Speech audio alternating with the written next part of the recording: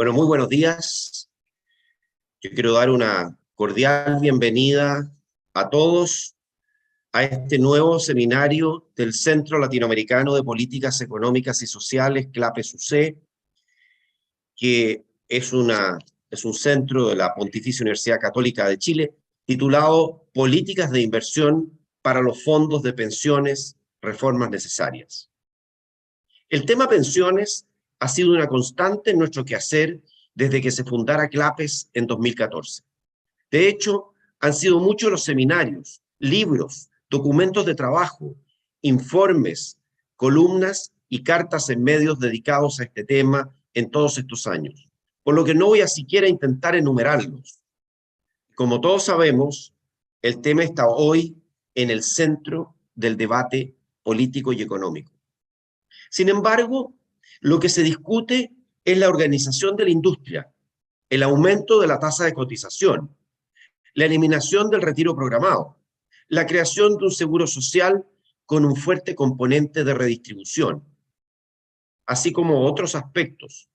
Pero hay muy poca preocupación hoy en día por las reglas que determinan en qué se puede o no invertir los fondos previsionales, que es un aspecto crucial en la determinación de las futuras pensiones.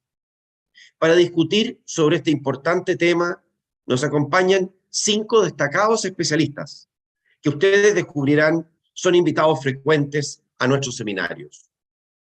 Quiero saludar y dar la bienvenida especialmente a Paulina Yasigi, presidenta de la Asociación de AFP, a Arturo Cifuentes, investigador principal de CLAPES-UC, a Jaime de la Barra, socio de Compass Group, a Bernardo Pagnoncelli, profesor asociado de la Schema Business School en Francia, en la ciudad de Lille, para ser más preciso, y a Jorge Valencia, que es un alto ejecutivo del Banco Santander Chile. A todos ustedes quiero agradecerles especialmente por acompañarnos esta mañana y por dedicar parte de su apretada agenda a conversar sobre tan importante tema. Para moderar este seminario nos acompaña Jorge Alfaro, investigador de CLAPES, a quien también agradezco por su participación esta mañana. Sin más, los invito a lo que será, estoy seguro, una muy nutrida conversación sobre las políticas de inversión de los fondos de pensiones. Muchas gracias. Jorge, los dejo contigo. Gracias, Felipe. Bueno, para empezar entonces vamos a ir con la presentación que nos va a hacer Arturo del panorama de las políticas de inversión hoy en día en Chile.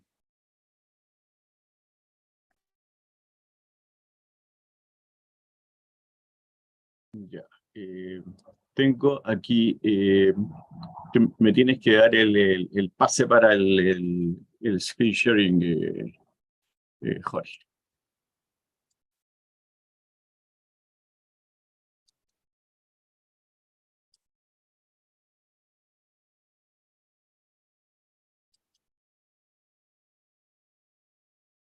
¿Se puede compartir pantalla, Jorge? Yo no tengo los permisos. Creo que Sandra, Sandra, necesito que me... Ya le di. Ya.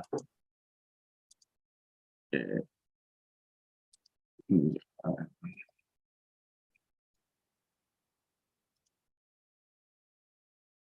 Ya, ahí parece que es... Ya, ahí se ve bien para eso, ¿no? ¿Se ve bien? Ya. ¿Me escuchan bien? Sí, Arturo. Ya, perfecto. Ya, bueno, el propósito de este seminario, como Felipe indicó, es discutir o conversar, más bien, la palabra discusión a veces se interpreta con forma negativa en Chile, sobre un aspecto de las pensiones que curiosamente nadie ha tocado, ¿ah?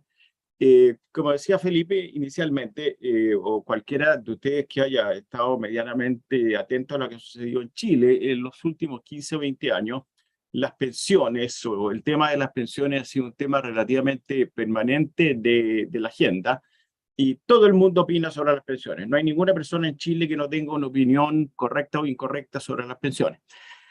Curiosamente, el 99%, el 100% del debate y la conversación ha estado asociado con los temas que yo he señalado aquí en el lado izquierdo, digamos, no los voy a leer todos, digamos, son temas más bien de políticas públicas, de cómo está organizada la industria de los fondos de pensiones, son temas totalmente legítimos, no tengo nada contra ellos, pero curiosamente uno de los factores que tiene una influencia extraordinaria en la pensión de una persona, que es qué se hace con los fondos que esa persona aporta, es decir, cómo se invierten y cómo no se pueden invertir, es un tema que nadie lo ha tocado. Por ejemplo, ustedes ven el informe de la Comisión Bravo, 250 páginas, no hay ni una sola línea sobre la política de inversiones, por ejemplo. Ahora, esto es bastante decidor y preocupante en cierto sentido porque la implicancia que tiene el retorno de los fondos, que está obviamente vinculado a la política de inversiones, es extraordinaria. Una diferencia de un 1% en el retorno de los fondos puede significar un 20 o un 25% en la pensión, mucho más importante que cualquiera de las cosas que están en el lado izquierdo. Posiblemente, esto es una especulación, opinar sobre los temas que están al lado izquierdo es relativamente gratis, digamos, cualquiera puede opinar y de hecho gente que no entiende mucho opina, digamos. El tema del lado derecho no es muy sexy, es un tema más bien técnico, entonces es razonable que, entendible tal vez que muchas personas que tienen opiniones vociferantes con respecto a las pensiones no opinen sobre el lado derecho porque requiere un cierto nivel de conocimiento técnico, es cierto, no estamos hablando de mecánica cuántica acá, pero hay que entender un poco para poder hacer afirmaciones que pasen como razonables. Entonces, esto es lamentable porque a 20 años del sistema de multifondo, en realidad no ha habido una discusión seria sobre los méritos o las desventajas que pudiera tener el sistema de la política de inversión. Aquí voy a mostrar un gráfico que tal vez voy a tomar un minuto en explicarlo, digamos. Un problema que tiene ustedes saben, el sistema de pensiones chileno está estructurado en base a 5 fondos, desde el A hasta el E, en que en teoría el fondo A debería ser el más riesgoso y por lo tanto tener un retorno más alto, y el fondo E, el más conservador, menos riesgoso y un retorno más bajo. Entonces, la idea es que el fondo A tenga un retorno superior al fondo E. Bueno, ¿qué es lo que vemos acá? Esto es de un paper que escribimos con Bernardo, con una investigadora de CLAPES, que va a salir publicado próximamente. Lo voy a explicar con detalle porque es importante entenderlo. Aquí tomamos desde octubre del 2002, que es cuando parten los fondos, hasta el 2020, y consideramos los retornos mensuales y todas las ventanas posibles de 5 años, o sea, 60 meses, ¿ya? O sea, la primera ventana va del mes 1 al mes 60, la segunda del mes 2 al mes 61, etcétera, etcétera. Es decir, todos los periodos de 5 años posibles. Y vemos el retorno acumulado, ¿ya? Para una persona que se va a jubilar, lo único relevante es el retorno acumulado. Es decir, el retorno acumulado después del periodo de inversión. O sea, los retornos promedios no son muy relevantes. Y lo que vemos acá es que en la mayoría de los casos el fondo A tuvo un retorno inferior al fondo E. O sea, por ejemplo, una persona que entró aquí al fondo A y estuvo 5 años, terminó con un retorno inferior al fondo E. Si uno calcula los promedios mensuales y los compara, uno no puede detectar esto. Entonces esto lo menciono porque es relevante, o sea, una de las supuestos básicos del sistema de pensiones está funcionando al revés, digamos. Ya los retornos no están de la manera que deberían estar. Ya vamos a ver por qué sucede eso. Este otro gráfico tal vez lo mismo que acabo de mostrar anteriormente con un parámetro distinto. Hay una cosa que se llama la distancia de Hamming, que se refiere a si uno tiene varias variables y quiere ver si están ordenadas de la manera correcta o incorrecta. 0 significa que están bien ordenados, 1 que es la peor situación posible, y de nuevo lo que vemos acá, esto considerando a los 5 multifondos que en la mayoría de los casos están ordenados más o menos al revés, ¿eh? Entonces eso es bastante serio porque significa que una de las premisas de la política de inversión no resultó correctamente.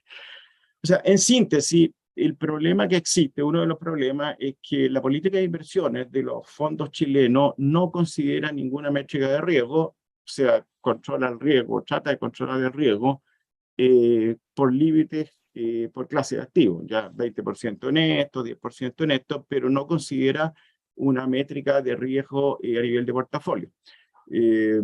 Ahora, las relaciones causa y efecto a veces son difíciles digamos, de identificar, pero los fondos de pensiones mexicanos, por ejemplo, que tienen una métrica de riesgo, están perfectamente ordenados. ¿Ya? Entonces uno puede ver que el motivo por el cual en el caso de Chile esto no funciona es la falta de una métrica de riesgo. ¿Ya? Ahora, bueno, digamos, en Chile cuando las cosas no funcionan, la gente trata de buscar culpables, a quién se le puede echar la culpa. Esta no es la idea de este seminario. O sea, la idea aquí es ver qué es lo que no está funcionando y buscar soluciones y ver cómo se puede mejorar un poco en el fondo la política con el propósito de mejorar la performance de los fondos. Ya, aquí voy a cambiar y me voy a saltar a otro tema que es un poco distinto, pero que está muy relacionado con los fondos de pensiones. La característica más importante de los fondos de pensiones es que son inversiones de largo plazo. Es decir, son vehículos que no están sujetos ni a liquidez, ni a que un día la mitad de los aportantes quiere sacar la plata. Esto es similar, por ejemplo, a la situación de los endowments de las universidades norteamericanas. Es cierto, el endowment de una universidad en teoría tiene vida infinita, un fondo de pensiones no tiene una vida infinita, pero tiene una vida bastante larga, o sea, cuando la persona empieza estamos mirando a un horizonte de 40 años. Entonces, fíjense ustedes, yo he marcado aquí, estos son los endowments de 4 universidades norteamericanas bastante conocidas y prestigiosas. Lo que está en amarillo son lo que se consideran los fondos alternativos, ¿ya? Fondos alternativos, digamos, aquí en Chile en general se usa el término fondo alternativo en forma bastante genérica, pero son muy distintos, hay una gran variedad, digamos. Y lo que podemos ver acá es que tenemos, bueno, hay private equity, hay venture capital, inmobiliario, recursos naturales, hay bastante venture capital.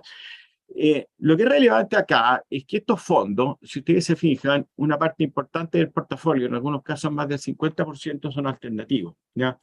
Menciono esto porque en general yo diría que los fondos de pensiones chilenos, particularmente el A y el B, tienen pocas posiciones a los alternativos y en mi opinión el tratamiento de ellos ha sido un poco punitivo, bastante negativo, digamos. Existe la percepción aquí de parte de los reguladores que los fondos alternativos son más o menos tóxicos y no hay que tocarlos, digamos. En realidad lo contrario es lo correcto, o sea, no invertir en fondos alternativos cuando uno tiene un horizonte de largo plazo es bastante arriesgado, ¿no? Lo otro que quiero mencionar acá, seguramente los panelistas lo van a tocar, no me quiero extender mucho en esto, pero cuando uno invierte en fondos, la inversión en fondos alternativos, independiente que uno sea una persona natural o un institucional, uno no invierte directamente en un activo alternativo, lo que uno invierte es en un fondo que participe en alternativo, por supuesto el manager de ese fondo cobra una comisión, digamos, ¿ya? Esa comisión evidentemente es parte del fondo, o sea, no se puede pretender cargarse la AFP, digamos, ¿ah? Eso lo menciono, tal vez lo van a tocar los panelistas, digamos, con más detalles, pero es importante, me da la sensación de que esto de las comisiones no está bien entendido en Chile y puede tener una implicancia negativa en los futuros aportantes a la AFP, digamos, ¿ah?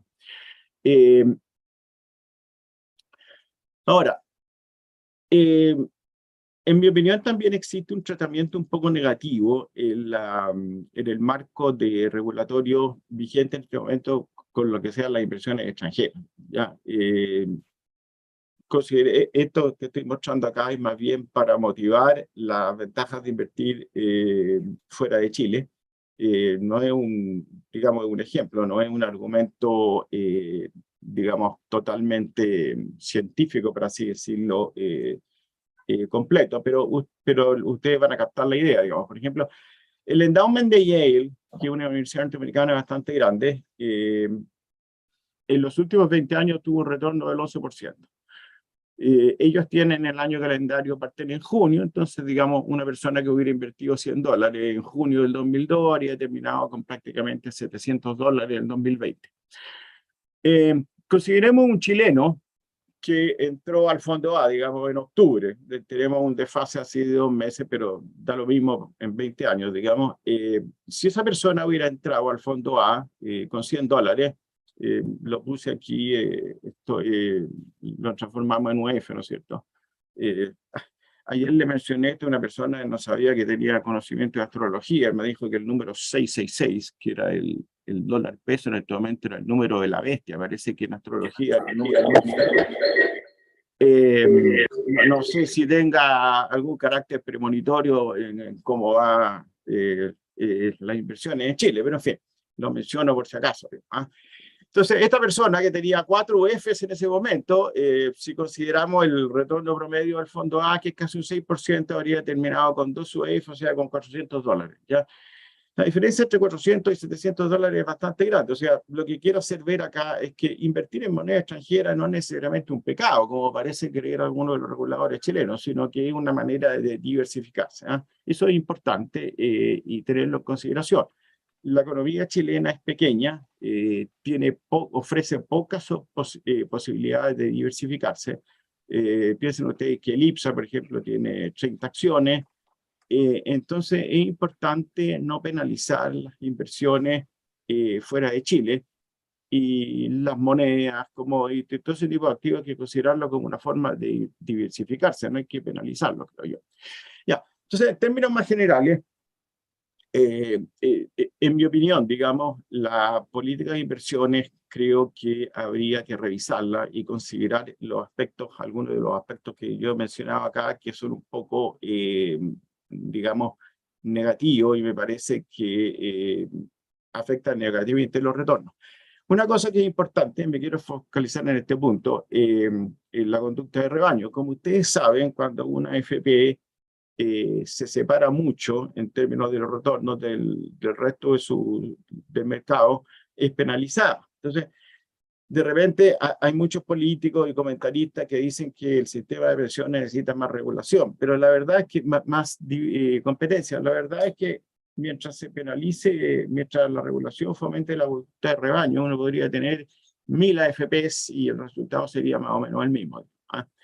Entonces, en síntesis, a mí me parece que la regulación vigente no toma en consideración y de hecho no toma ventaja desde el punto de vista de los inversionistas del hecho de que los fondos de pensiones, por su misma naturaleza, no están sujetos a riesgo de liquidez y son más bien largos, digamos. Por ejemplo, mirar la volatilidad, es decir, el cambio día a día en el precio de un activo, no tiene sentido dentro del contexto de un fondo de pensiones. Ahora, lo que quiero ser bien claro y bien enfático acá, si bien mi visión con respecto a la política vigente en este momento, creo que hay muchas cosas que podrían mejorar, digamos, ninguna de las cosas que he dicho hay que interpretarla como una crítica a la gestión de la AFP. La AFP en el fondo han sido una víctima de una regulación que en mi opinión es como una camisa de fuerza que los deja bastante restringidos. O sea, no, la gestión de la idea de lo que he presentado acá, por ejemplo, que los fondos no están ordenados de forma correcta, no es una crítica a la gestión de la AFP, es una crítica a la política de inversiones. Tampoco quiero que se interprete mi comentario como una crítica al sistema de capitalización individual, digamos, o a favor de un ente estatal, digamos. Los inconvenientes de tener un gestor estatal, que son muchos y no son el tema de esta conversación, digamos, pero independiente de quién sea el gestor, estatal o privado, en la medida que la política de inversiones esté mal estructurada, los resultados van a ser el mismo. Entonces, no hay que pensar que esto se solucionaría con un gestor estatal. ¿Ya? Entonces, dos cosas para terminar. Ya, esta es una pregunta incómoda y es bien curioso. Yo lo he discutido esto con gente de extrema izquierda y extrema derecha y a nadie le gusta esta pregunta. Se sienten todos medio incómodos, algunos por una cuestión pachotera, otros por distintos motivos, digamos. Pero cuando uno se pregunta sobre la conveniencia de invertir en Chile, evidentemente no estoy pensando en lo que está pasando hoy día en Chile. Digamos, sobre la conveniencia, es fácil argumentar que sería arriesgado invertir en Chile hoy día, digamos, pero estoy pensando en términos más generales, digamos. Chile es un país pequeño, con una economía pequeña. Una persona que la mayoría de los chilenos tienen como principal ahorro su casa y sus posibilidades de trabajo. Entonces, uno debería preguntarse, ¿es razonable que esa persona tenga todos sus ahorros invertidos en Chile? Digamos, es una pregunta que uno debe hacerse, ¿ya?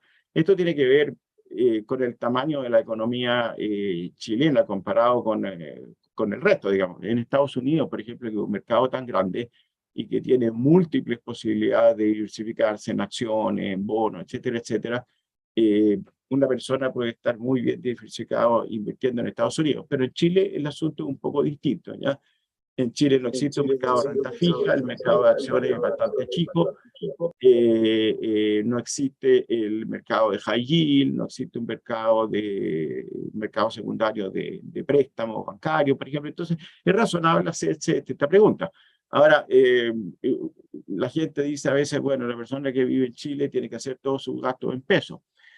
Es cierto, pero eso no, o sea, la persona paga en pesos, ya esa es la unidad en que paga, pero los factores detrás de muchas de las cosas que una persona gasta, el viaje, el auto, el celular, etcétera, remedio, están dados por factores globales, entonces no está claro la ventaja de invertir solamente en Chile, ya.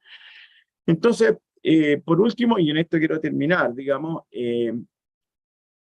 los multifondos llevan 20 años, parece prudente. En general en Chile se implementan políticas públicas y después nunca se hace una evaluación de si funcionaron bien o no, digamos, ¿ya? Es razonable preguntarse después de 20 años si esta política ha funcionado bien, qué cosas de la política de inversiones habría que cambiar, qué cosas están bien, qué cosas se pueden mejorar. 20 años no es nada, dice el tango, pero 20 años en un contexto de inversiones es mucho, y si después de 20 años uno no examina si esto está bien o no, de nuevo como el tango puede terminar cuesta abajo en la rodada. Entonces yo creo que es importante examinar si después de 20 años esta política funciona o no.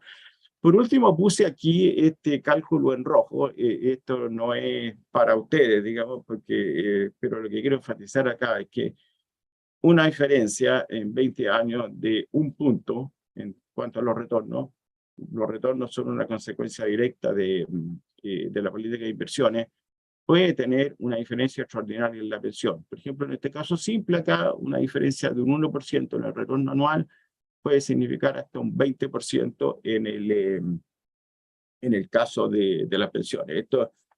Este cálculo lo puse para lo que se llama las 3P, los poetas, los periodistas y los políticos, que a veces no se manejan también en términos de números, digamos. Pero lo que quiero hacer ver es que la política de inversiones tiene una influencia directa en el retorno, y el retorno tiene una influencia extraordinaria en la pensión. Es decir, la influencia del retorno en la pensión es por lejos mucho más determinante que cualquiera de los factores que habíamos visto inicialmente en la primera lámina. Entonces, creo que con esto voy a terminar. Básicamente no quiero dar soluciones, digamos, absolutas con respecto a esto. Simplemente es una invitación, digamos, a nuestros distinguidos panelistas para examinar qué aspectos de la política de inversiones vigentes en este momento creen ustedes que deberían ser modificados, cuáles están bien y cuáles están mal, porque esto tiene una influencia extraordinaria en la pensión y, como les decía, es un tema que hasta el momento no se ha tocado.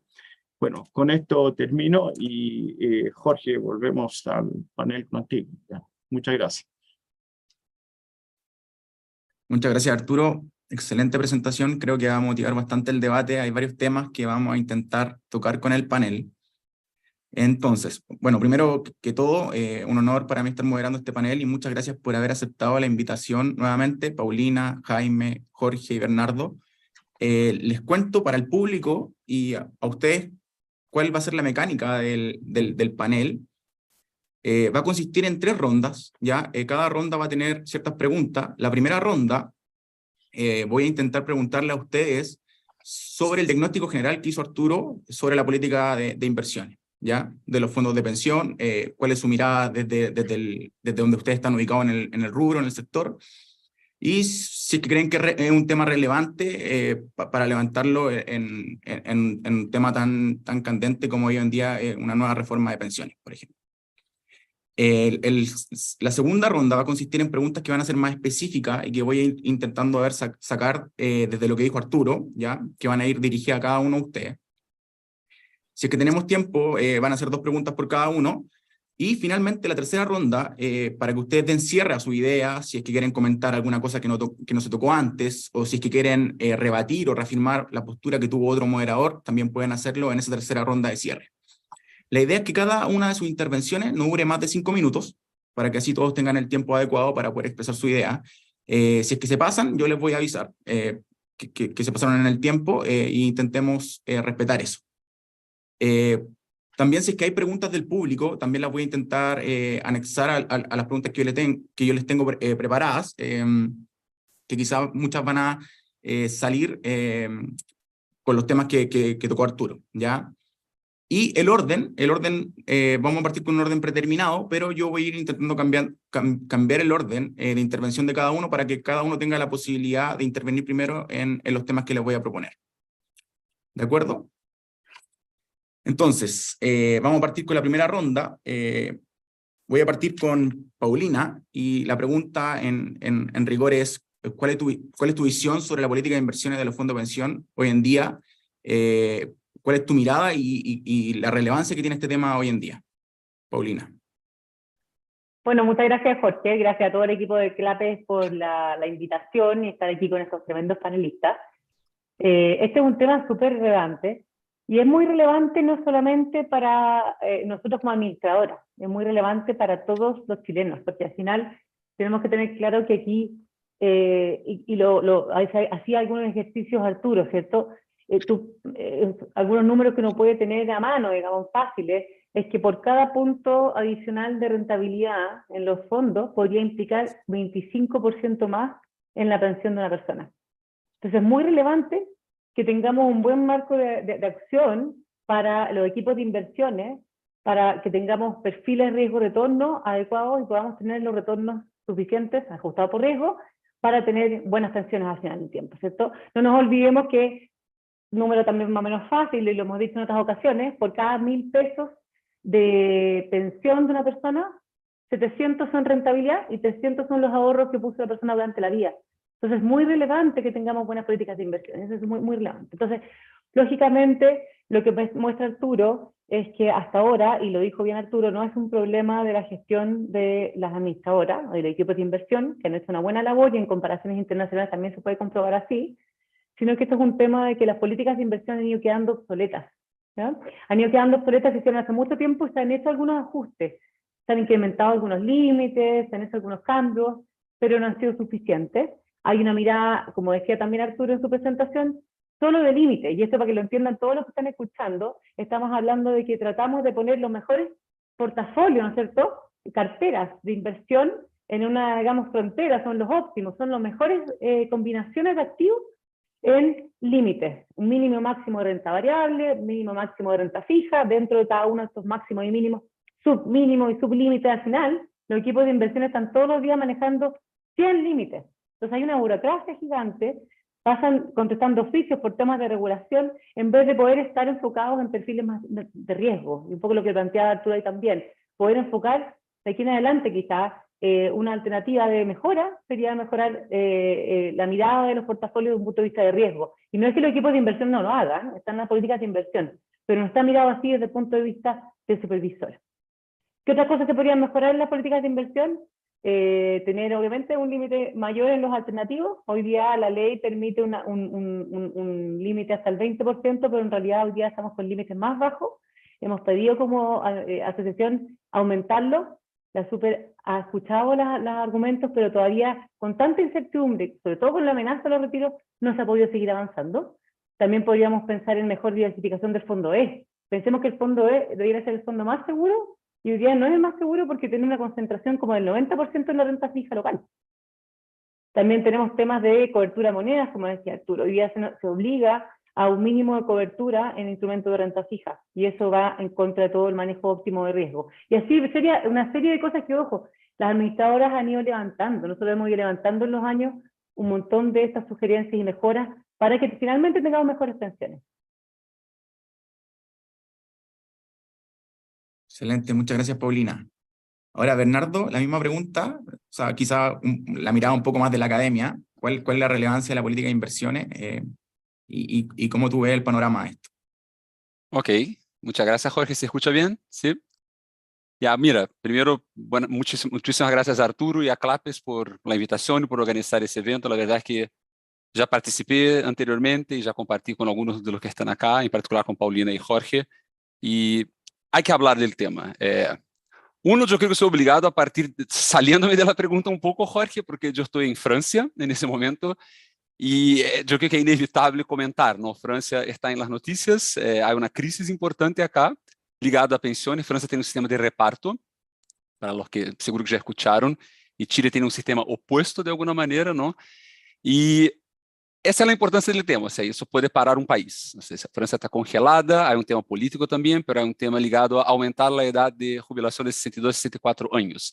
Isso parou o país. Então, é um tema que há que discutir, há que hacerlo bem e há que chegar a um acordo como sociedade. Já. Mira, segunda coisa, para ser bem preciso agora na pergunta, eu trabalhei com Arturo, assim que tenho que dizer isso. Eu estou de acordo. Eu estou de acordo com o que dijo. Eu creo que é o tema que menos se habla. Sí hay una componente política, yo entiendo eso, pero como académico, claro, yo veo temas técnicos que hay que discutir. Por eso estoy de nuevo muy contento de compartir aquí con gente que entiende mucho más de mercado que yo en este panel. Entonces, uno, sí, mi respuesta es sí, Jorge. Si quieres una respuesta directa y exacta, mi respuesta es sí. Es un tema muy necesario. A ver, Paulina habló, la verdad, que extremadamente bien. Yo voy a tratar de complementar, no quiero repetir, porque estoy de acuerdo con todo lo que ella dijo. O sea, Chile, sin hablar de las razones por las cuales Chile empezó ese proceso de tener fondos de pensión y capitalización, es un líder. El mundo mira a Chile en eso. Tú miras todos los gráficos de comparación, Chile es el país que empezó hace más tiempo, el que más tiene historia. Entonces, hay que trabajar, hay que pensar, hay que buscar nuevas maneras. Y yo creo que sí, eso de los límites de inversión está mal. Los gráficos que mostró Arturo, vamos a esperar que 40 años más, 60 años más. No podemos. Yo creo que ya mostró que no funciona eso de poner los límites. Ese sería mi comentario. Y vamos a hablar después. Yo espero que en las otras rondas tenga más chance de decir, pero claro, para mí hay que poner los controles de riesgo. Yo creo que esos límites que hablaba Paulina son un proxy, ¿cuál es la mejor expresión aquí? Son como una manera de calcular riesgo de manera indirecta, son algo indirecto. Tú dices, bueno, yo espero que los perfiles sean respetados por los límites que estoy poniendo. Y bueno, Paulina habló de algunos problemas, yo puedo citar otro aún más sencillo, Paulina. Si uno está muy invertido y está cercano a un límite, si le va bien, eres obligado a vender, porque estarías pasando de este límite. Eso creo que sería el ejemplo más básico de por qué eso es complicado.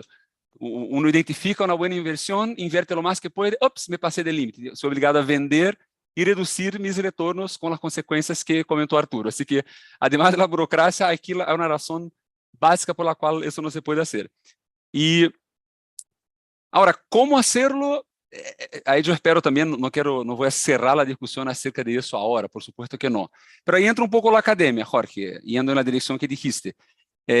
Yo trabajo con medidas de riesgo. Mi trabajo, yo hago investigación hace una década en medidas de riesgo, para contextos forestales, para contextos de transporte y para contextos de finanzas. Y ahí hay que hablar. No hay una solución. Lo que piensa que dice, bueno, la academia va a venir con la medida correcta y va a medir. Con Arturo probamos, trabajamos, agarramos datos, ¿ya? Y aquí también se trata un poco de dar mérito a quien se lo merece. La primera persona para mí que habló de eso fue Jorge Valencia. Yo digo aquí de manera bien clara, creo que Jorge, esa es un poco la gracia de alguien de la academia, como yo, hablar con alguien del mundo práctico. Claro, él no me va a hablar exactamente lo que quiero, pero uno habla con una persona como Jorge y de repente salen cosas y dice, lo que está diciendo Jorge es eso. Entonces, probamos otras medidas, ocupamos herramientas quizás más avanzadas de la academia, pero la idea original, de verdad, que para mí, quien me contó fue Jorge y aprendí bastante con él. Y eso, yo espero que se hagan discusiones, que ojalá la asociación pueda crear un grupo de estudio para eso. Yo no creo que sería absurdo que la asociación la asociación de AFP, junto con algunas empresas y ojalá la academia, tenga un grupo de estudios para riesgo, para cómo hacer esa transición de manera clara, para eliminar de vez esas cajas, esos límites y pasar a una manera más directa de se medir el riesgo. Eso. Gracias, Jorge. Gracias, Bernardo. Le vamos a dar enseguida la palabra a Jorge, ya que fue aludido. Jorge, desde tu posición, ¿cuál es la relevancia de la política de inversión y cuál es tu visión del diagnóstico que hizo Arturo? Oye, bueno, muchas gracias Clapes, Arturo, y saludo a Bernardo, que no lo veía hace muchos años. Oye, los límites de inversiones, como decía la Paulina, son esenciales. Es como una obviedad, pero evidentemente que la política de inversión determina en el mediano plazo la rentabilidad y determina el riesgo, que es básicamente lo mismo mirado desde otro punto de vista. A mí me llama la atención la forma en la cual nosotros hemos diseñado las políticas de inversiones de los fondos de pensiones y también un poco las políticas de inversiones de todas las inversiones que supervisan los reguladores chilenos, porque es una manera súper anticuada y a mi juicio equivocada de verlo. Si uno mira el DLH en 1500 y además mira después el régimen de inversiones, el concepto de objetivo no está en ninguna parte. Como que no hay un goal de qué es lo que tenemos que lograr en términos de rentabilidad, y de nuevo digo, de rentabilidad y riesgo que son hermanos, digamos, en el periodo de inversión de los fondos de pensiones. Entonces es curioso, porque esta es una respuesta que en el caso específico de las AFP no es tan complicada, porque vámonos al escenario ideal de que una persona que cotiza todo el tiempo, olvidémonos de los temas del mercado laboral. Si una persona cotiza todos los meses por 30 años, podemos rápidamente resolver cuál es la rentabilidad que tiene que tener para lograr un objetivo de tasa de reemplazo, no sé, 70, 80, 90, el que queramos. Podemos resolver esa cuestión simple. Ese número lo hicimos en algún momento con Bernardo y con Arturo, un número entre 5 y 6% promedio anual en el ciclo de vida de esa persona.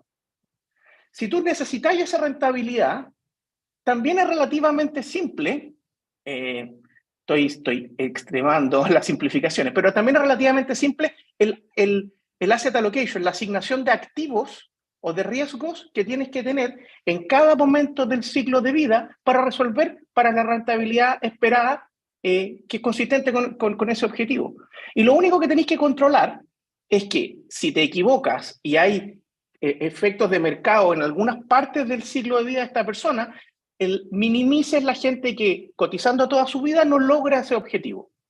Pero esta cuestión, que es relativamente obvia y es relativamente fácil de calcular, no está mucho en la mente de los reguladores, no es la forma en la cual construimos los límites y por lo tanto terminamos con portafolios que yo trabajé muchos años en una AFP, les tengo gran cariño, los considero grandes profesionales y creo que lo han hecho súper bien en el tiempo. Pero es verdad lo que dice la Paulina, lo que decía Bernardo y lo que mostró Arturo, es que terminamos con portafolios que no son necesariamente los más eficientes y que por distintas razones pueden tener comportamientos como lo que mostró Arturo, que el portafolio que teóricamente es más riesgoso entrega los retornos esperados más bajos en horizontes relativamente largos de tiempo. Entonces, yo creo que volver a las cosas simples, y simple es, o sea, que yo voy a invertir, necesito tener un objetivo. Yo creo que esa es la cuestión básica con la que hay que partir. Gracias, Jorge. Creo que hay varios temas que tocaste que los vamos a analizar en profundidad en la siguiente ronda. Ahora quiero preguntarle a Jaime su diagnóstico, su visión sobre el diagnóstico que hizo Arturo y la relevancia de la política de inversión desde tu mirada, Jaime. Muchas gracias, Jorge, gracias por la invitación.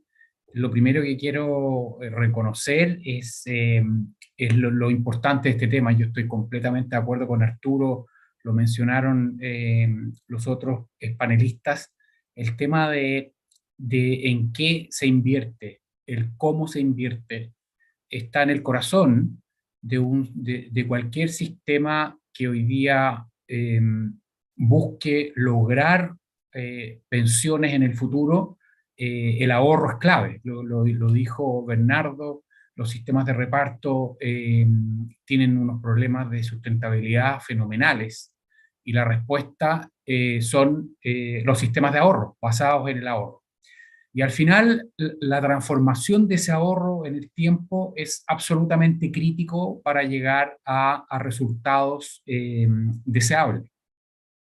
Entonces, el rol de la política de inversiones es clave, porque eso es lo que diseña las reglas del juego para que ya sea un ente único, multiente o lo que sea, quien sea, tiene que ser medido contra esos objetivos diseñados como una rayado de cancha, que es la política de inversión. O sea, sin un rayado de cancha razonable, que sea eminentemente técnico, que reconozca también digamos, los diseños de estructura, que no sea solo el en qué invertir, sino el cómo, creo que es una discusión esencial y que está relegada, como dijo Arturo, que me parece que da en un punto clave, está relegada en la discusión y es absolutamente esencial. En el pasado me ha tocado tratar de aproximarme a este problema en la discusión de la reforma de pensiones del ministro Valdés. Y mirar, como miró, me parece muy atinadamente también Arturo, cómo invierten, de cierta forma, y esto creo que lo vamos a tocar después, Jorge, también, cómo invierte el inversor ideal. Y después, cuando en la segunda parte de este panel, yo voy a tratar de acercarme a qué significa esto del inversor ideal, que son los endowments en Estados Unidos. Tiene un montón de características que les voy a tocar más adelante, pero la definición, como dijo Jorge, de los objetivos es clave.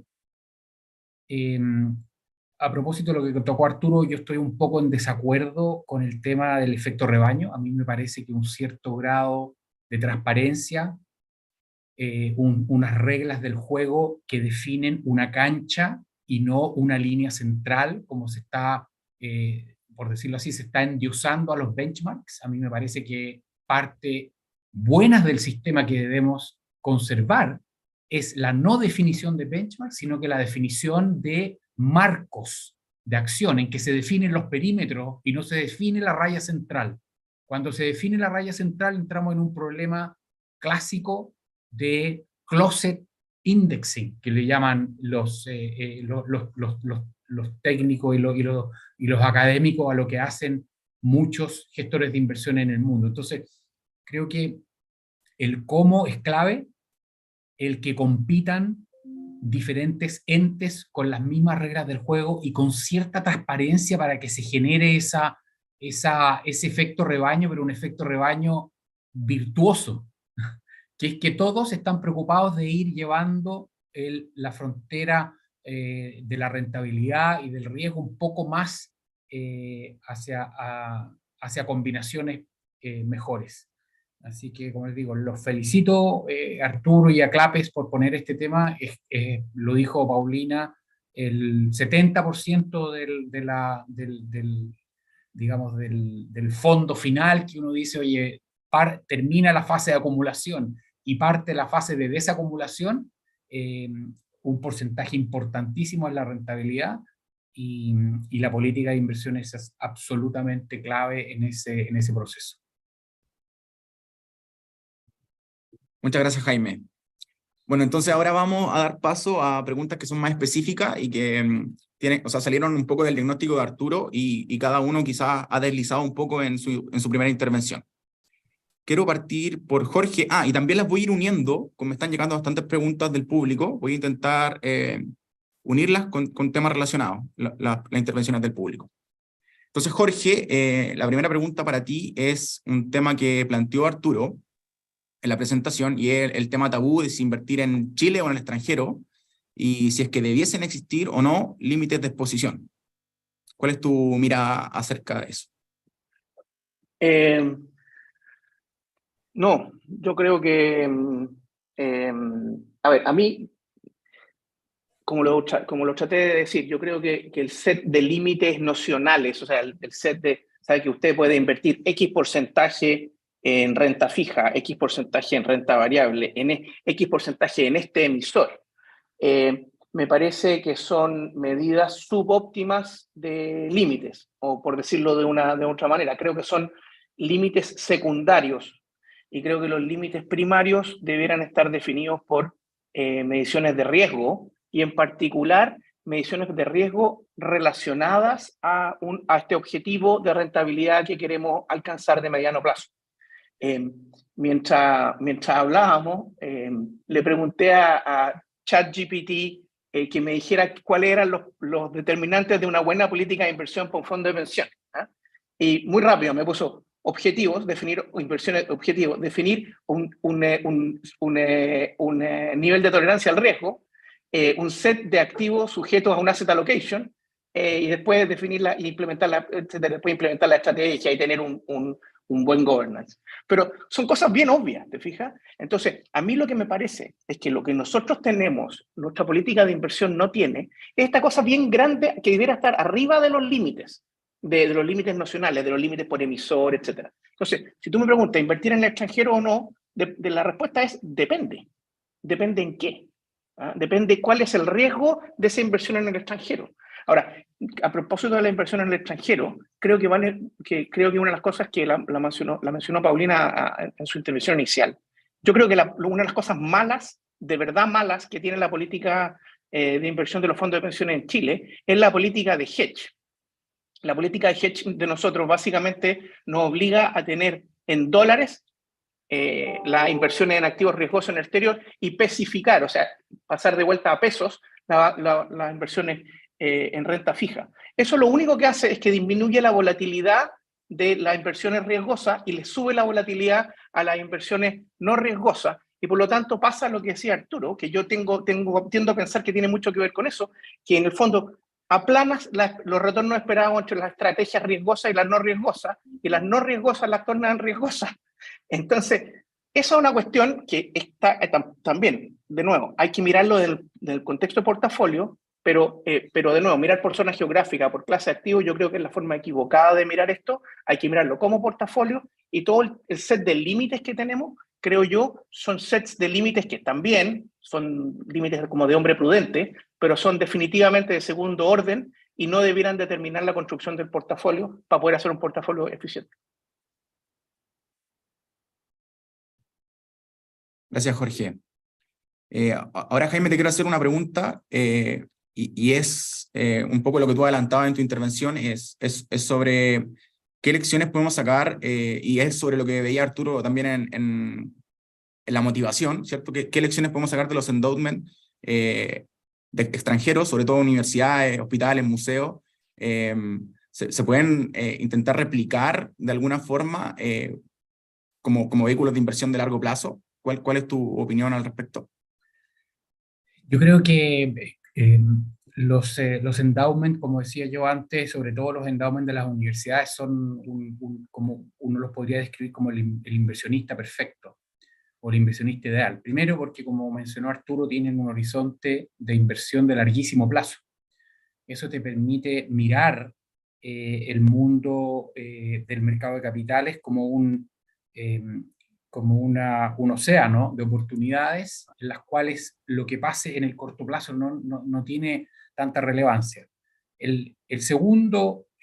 La segunda característica que tienen los endowments, y que también los hacen, a mi juicio, parecerse al inversionista perfecto, es que tienen un objetivo muy claro, como comentó Jorge antes. El objetivo es tratar de lograr una rentabilidad absoluta alta para cumplir con sus obligaciones que le han impuesto, por decirlo así, sus trustees. Pagar becas, financiar investigación, financiar infraestructura, y para eso necesitan una rentabilidad aproximada entre el 6 y el 7% anual. Es un objetivo clarísimo. El tercer elemento que los hace, a mi juicio, un inversionista perfecto y al cual hay que tratar de parecerse, es el gobierno corporativo. Yo creo que el tema del gobierno corporativo es absolutamente crítico, y acá, cuando uno le pregunta a los gerentes de inversiones de los endowments y cuáles son mejores que otros, el tema de gobernanza es absolutamente crítico. Entonces acá hay un elemento que es que los órganos, por decirlo así, de gobierno de estos endowments están formados en su mayoría por una mezcla entre académicos y personas que entienden la industria, personas que entienden cómo funciona el mercado. Y eso, a mi juicio, es absolutamente relevante. Y esas personas tienen debajo a un equipo de inversiones, que es un equipo de inversiones relativamente pequeño, que desarrolla habilidades para tratar de implementar el objetivo y el asset allocation que su directorio le recomienda, cómo ejecutarla, y son equipos que son relativamente chicos. Son fondos de cientos de billones de dólares en algunos casos, decenas de billones de dólares en muchos casos, y tienen equipos de 20, 30 personas, en los cuales su principal quehacer es encontrar esas oportunidades a nivel un poco más macro y encontrar a los gestores de esas oportunidades específicas y negociar las condiciones con esos gestores. Y externalizar, por lo menos, te diría el 80%, en casos en que hay endowments que han decidido internalizar, como es el caso del endowment de Harvard, y ustedes pueden leer el caso del endowment de Harvard en que ha pasado por épocas de decir internalizar, después externalizar, internalizar ha sido en general una mala decisión para Harvard Management Company, que es la compañía que administra el endowment de la Universidad de Harvard. Entonces, creo que el tema de inversor de largo plazo, objetivo de inversión muy claro, gobernanza clara y foco en hacer bien las cosas que importan y externalizar el resto, creo que son lecciones muy, muy relevantes. Otra cosa que mencionaba antes, que si bien es cierto el objetivo principal de los endowments es generar esta rentabilidad absoluta que uno podría considerar como que es un benchmark absoluto, en mi experiencia, tanto los directorios como los equipos de inversión de los endowments hacen mucho comparación entre ellos, que es otro elemento que a mí lo mencioné en mi intervención anterior. Yo creo que la competencia por generar mejores retornos, mejores combinaciones de riesgo-retorno, por tratar de aprovechar todos los premios por riesgo que hay en el mercado de capitales, y que al final el rol de un inversionista es tratar de aprovechar esos premios por riesgo y ponerles precio y tratar de optimizar esa combinación al costo más bajo posible. Creo que es esencial. Y esos son los aprendizajes. Pero como te decía, cuando uno mira a los endowments, tienen su peer reviews que son brutales. Y se compara el de Harvard con el de Cambridge Associates, que es un consultor americano, y otros consultores comparan qué endowment está en el primer cuartil, en el segundo cuartil. Entonces, yo no dejaría nunca de darle la importancia que tiene a que exista esa competencia, a que algo de comportamiento y rebaño tiene que haber. No, esto no pueden ser cosas que son completamente aisladas y que no hay un check and balance entre los jugadores que juegan en esta cancha. Excelente. Muchas gracias, Jaime. Bastante que sacar de tu intervención, que quizás lo vamos a tocar en la segunda ronda. Bernardo, ahora te quiero preguntar a ti, y es una pregunta que también ha llegado desde el público, esto de los límites de inversión o métrica de riesgo a nivel portafolio. O sea, que si es que puedes profundizar un poco en las métricas de riesgo a nivel portafolio, porque quizá nos está viendo gente que no se maneja en el tema. Por ejemplo, lo del CIBAR quizá es relevante, una discusión que quizá hasta en la universidad cuando yo hice mi pregrado no se discute mucho, entonces si es que puedes profundizarlo un poco, sería genial. Ok, perfecto, muchas gracias. Se escucha bien, ¿no? Bueno, voy al tiro, como se dice, por esas tierras de ustedes, a la pregunta. Claro, lo más razonable cuando uno piensa en riesgo, si uno sabe algo de riesgo, sería variabilidad, no oscilación. Uno piensa en la varianza, si uno tiene algo de formación técnica, casi todas las carreras yo creo que hablan de varianza, ¿no? Entonces, la varianza, claro, si uno piensa a corto plazo, me duele o no me gusta que yo tenga mucha oscilación. Sea un flujo de caja de una tienda, o mismo la inversión de uno para fines de año, é uma boa maneira de medir riesgos, eu creio, porque uno de verdade quer que sua inversión crezca sin tener muchos sustos, ¿no? Entonces ahí, claro, la discusión parte por ahí, sería la medida de riesgo más razonable. Entonces, medida de riesgo es eso, es una función matemática que te convierte algo que oscila en un número. Entonces, si oscila mucho, la varianza dice, mal, no me gusta, ¿ya? Y ahí muchos aquí ya hablaron, aprovecho para agarrar lo que dijo Jaime hace poco, o sea, la oscilación para algo como Harvard não importa tanto. Ou seja, se tem um horizonte muito largo, quase infinito, que há oscilado em uma semana, em um mês, em um trimestre, ou mesmo em um ano as consequências vão ser esses peer reviews que mencionava Jaime, não está exagerando. São duríssimos e aí uno gana e perde la pega, não? Se levar bem ou levar mal. Pero, se uno pensa na história de Harvard, estamos falando de instituições que, de novo, já vão para mais de 100 anos, isso não deveria importar tanto, não? Então, com Arturo, quando hicimos uma série de trabalhos que estão disponíveis por aí, eu feliz em passar as referências, nos enfocamos nisso, dijimos, não queremos a variança. A variança, as oscilações para um fundo de pensão são quase que irrelevantes, ou, para ser bem direto, irrelevantes. Se em um ano, 2 anos, até 5 anos, Jorge, tuviste muita oscilação, bueno, partiste trabalhando com 18 anos e a los 23 as coisas não vão muito bem. Bueno, pero te jubilarás com 60 e algo, então a verdade é que não duele tanto, não? E aí está o CEVAR, que como comentaste tú, que é o Conditional Value at Risk. O CEVAR já mide la cola, ou seja, mide as pérdidas quando ocorrem tragédias. Essa seria a maneira mais general de definir o CEVAR. O promédio de pérdidas, dado que vas a perder mais de lo que pensaste. Já, assim define o CEVAR de maneira general. Então, me parece uma medida mais adequada, porque não está mirando oscilações. Cima, abaixo, ganhei 8, perdi 8. Isso se anula, se cancela, é quase irrelevante no tempo. Se não tem um horizonte de 40 anos, seguro que é irrelevante. E aí, eu creio que sim, no momento tenho trabalhos nisso, creio que o CEVAR captura bem isso de risco-retorno que tanto se habla, não? O CEVAR sim pode produzir 5 fundos diferentes, não? Tu diz, quero limitar o CEVAR, quero que um CEVAR seja menor que um certo valor.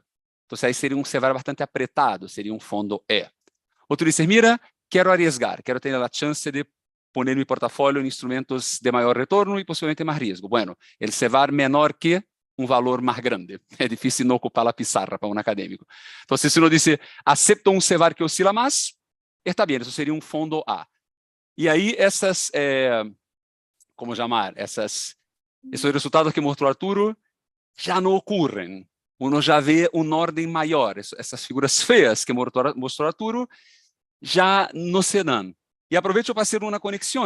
Quando eu interactuei com a associação, antes que Paulina estivesse no cargo que está agora, isso está ligado também à educação financeira, Jorge, porque se uno habla de educação financeira, e a associação habla muito desse, é um tema muito importante, mas mirando a figura de Arturo, honestamente é impossível, Arturo, fazer educação financeira se o fundo A vezes está com um retorno menor que o fundo E. Não há educação financeira que explique isso, eu creio que é impossível, não? Então, eu creio que é super importante que se uno ocupa o CEVAR, por exemplo, uno tenga este orden, e isso haria muito mais sentido, ¿no? Para todas as pessoas que estão interessadas no tema, que querem pensar em cambiar-se e não. Então, é um pouco isso responde um pouco a pergunta. E só para complementar, algo que dijo Jaime, ¿no?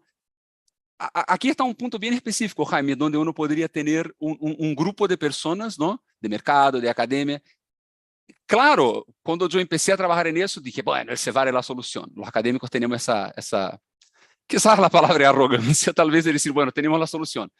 Pero aí, de repente, vem alguém como Jorge, como Jaime em particular, e vai dizer, não, pero há que tomar em conta este detalhe de mercado. Não pode comprar e vender a este nível. Então, este jogo Jorge, yo encuentro que es genial. Para mí como académico me encanta proponer algo y viene algo de mercado y decir, está buena la idea, pero yo no va ajustando. Creo que ahí se llegan a las soluciones de verdad de largo plazo. Eso, muchas gracias.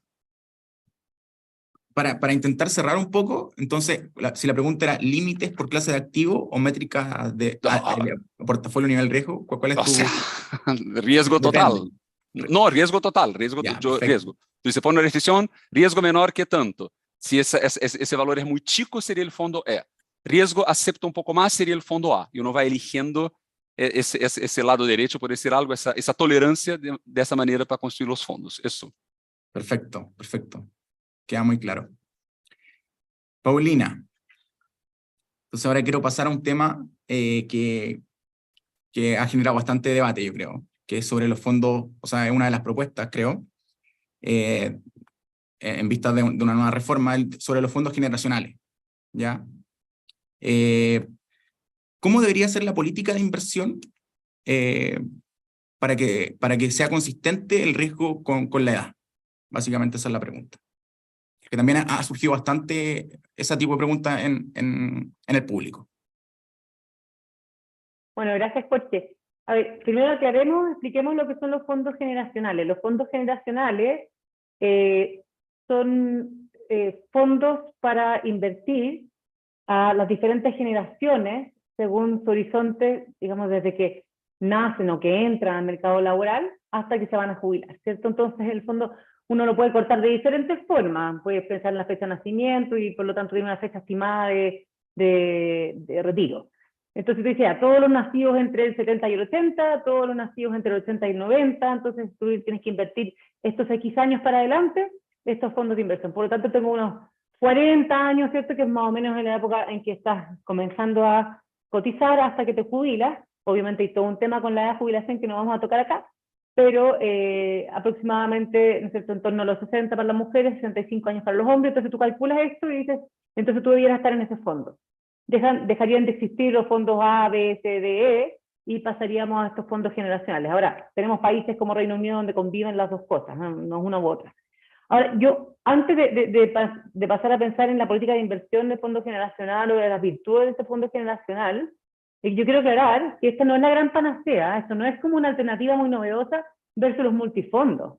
Yo creo que tienen características muy positivas que los multifondos debieran igualar. Por ejemplo, cuando como tú estás invirtiendo en el largo plazo para una generación, ¿cierto?, la generación entre el 80 y el 90, o entre el 90 y el 2000, la idea es que la persona no se cambie, que estén prohibidos los cambios de perfil, ¿cierto? Porque en el fondo tú tienes este perfil de riesgo hasta que te retiras. Podríamos aplicar lo mismo para los multifondos, podríamos minimizar la posibilidad de cambio que ha generado mucha alteración en el mercado, en los mismos retornos de los afiliados. Podríamos pensar también que automáticamente, según la edad que vas teniendo, vas pasando del fondo A, mientras más joven eres, al fondo E en la medida que te vas retirando. Hoy día, en la regulación tal como lo tenemos prohibición de que a una cierta edad, ya cerca de la jubilación, puedas estar en el fondo B, perdón, en el fondo A, puedes estar en el B hasta el E.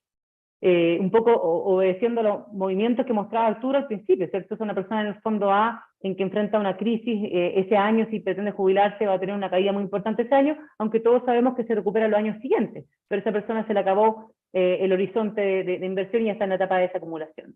Ahora, lógicamente, mientras más largo el horizonte, tienes que pensar en inversiones de más largo plazo, por lo tanto tienes más espacio para tener inversiones de largo plazo, como por ejemplo los alternativos.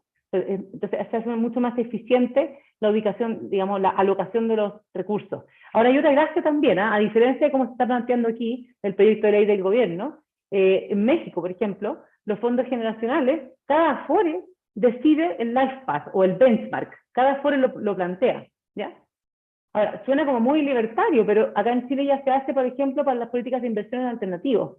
Cada administrador plantea al supervisor el programa de inversión y se la aprueban, ¿ya? Podríamos pensar en algo así también, en línea de lo que decía Bernardo, cuando estamos planteando hoy día la idea de que tengamos los fondos pensando en riesgo y no en límites, caen por añadidura los límites, caen, digamos, como por default, cuando tú piensas en riesgo. Por lo tanto, un fondo generacional, dependiendo de cuánto horizonte le queda a la persona, va a tener un riesgo, un portafolio distinto, que es como están pensados los fondos de la ALE. Entonces, yo quiero plantear esto no es la gran panacea, esto es una versión un poquito más perfeccionada de los fondos actuales que tenemos acá. Gracias, Paulina. Jaime, quiero preguntar algo muy relacionado, que es sobre los Glide Path, los Target Fund, los Target Date Fund. Si nos puedes explicar un poco sobre eso y cuál es tu opinión. Mira, yo creo, y estoy muy en línea con lo que acaba de decir Paulina, en el sentido de que cuando hablamos de fondos generacionales, de cierta forma se circunscribe el elemento que define el objetivo de ese fondo, que es la edad. Y a mí me parece que eso es completamente subóptimo. O sea, yo creo que acá es perfectamente posible considerar mejorar los multifondos, definirle los objetivos en base a riesgo y diseñar lo que se llama un glide path o una combinación de estos vehículos de ahorro que permitan maximizar o minimizar la probabilidad, como dijo Bernardo, de que la persona que está invirtiendo en esa combinación de fondos no le alcance para generar una buena pensión. Entonces yo creo que es mucho más constructivo, mucho más fácil perfeccionar los multifondos, perfeccionar las reglas que ya existen de glide path o de elemento generacional de la combinación de esos multifondos, que inventar y partir de cero con los target date funds, que a mi juicio lo que hacen es que además generan una suerte de desafección del ahorrante con su ahorro. Y aquí de nuevo es esencial volver y revitalizar este concepto de que la pensión está en función directa del ahorro de las personas. Y el gran, a mi juicio, uno de los grandes peros de los Target Date Funds es que generan una desafección del dueño de ese ahorro con cómo ese ahorro se está manejando. Hay otro elemento que a mí me parece muy relevante, que es que el problema de los cambios de fondo se puede regular de otra forma. O sea, no tenemos para qué poner a una persona en un fondo desde que entra a la fuerza laboral hasta que sale para lograr el objetivo de que no se produzcan estos cambios. Y de nuevo, para muchas personas, el objetivo de que sea solo el riesgo, digamos, asociado a la edad, no es ese. Hay personas que tienen una riqueza inicial en su casa o en sus propios ahorros por otro lado, que hace que no sea óptimo que tenga el mismo fondo que una persona de la misma edad, pero que tiene condiciones de aversión al riesgo o de riqueza inicial, que son temas un poco más técnicos, pero que creo que son muy, aquí los académicos podrán rebatirme, pero me parece que la edad es solo un elemento, y la riqueza inicial y la aversión al riesgo son otros dos elementos esenciales que hay que considerar y que a mi juicio se pueden lograr con una mezcla de multifondos y glide path que ya está en el derecho. Mucho más fácil reformar eso que reinventar la rueda. Muchas gracias, Jaime. Jorge. Oye, sí, mira, son todos muy caballeros en este seminario. Lo de los Target Date Funds es una mala idea, si yo lo diría derechamente, o una idea de nuevo, de segundo orden. Son problemas, como decía Jaime, usar los multifondos con un buen glide path no va a generar ninguna diferencia con estos Target Date Funds, y yo creo que los Target Date Funds pueden ser una solución peor. Nosotros el año, hace como unos 8 años atrás, con Jaime hicimos una presentación en su día a la Comisión Bravo, precisamente sobre esto, sobre que con estrategias súper simples de glide path tú podías mejorar enormemente la probabilidad de obtener rentabilidades que te entregaban tasas de reemplazo mucho más parecidas a las deseables. Entonces, son cuestiones relativamente fáciles, basta incluirlas en un reglamento. Yo creo que esto sea como una cápita importante dentro de la discusión de la reforma de pensiones me parece completamente de segundo orden. Lo que no quiero dejar de comentar es el tema de los alternativos, lo que decía Jaime, lo que dijo a la pasada, a la Paulina también. Los alternativos son súper importantes y en Chile hemos tenido un mal approach a los alternativos. En general hemos estado como súper enfocados en los costos, hemos hecho muy pocas distinciones entre distintos tipos de alternativos y por lo tanto al final del día el rol que cumplen estos instrumentos es de diversificación. Lo que hay que mirar es el retorno esperado después de comisiones y las comisiones per se no necesariamente la mejor indicación de que una estrategia tiene mérito para estar o no estar en un portafolio de un fondo de pensiones.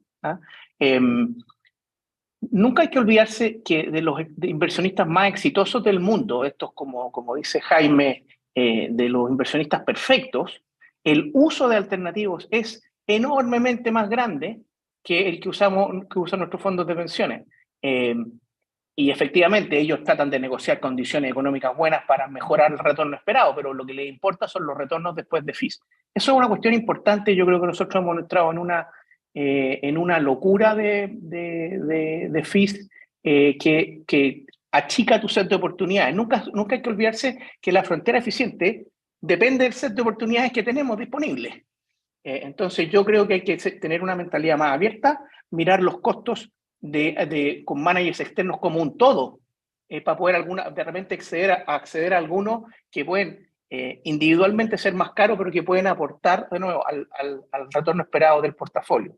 Y de nuevo, y creo que lo más importante en toda esta discusión de la reforma al régimen de inversiones, a las políticas de inversiones, es que hay temas como de primer orden y temas como de segundo orden. Y siempre siento que la discusión está como súper en los detalles, como en las cosas chicas, y que los temas de primer orden, que al final son los que más van a afectar cómo construimos los portafolios y al final las pensiones, siempre como que se dejan como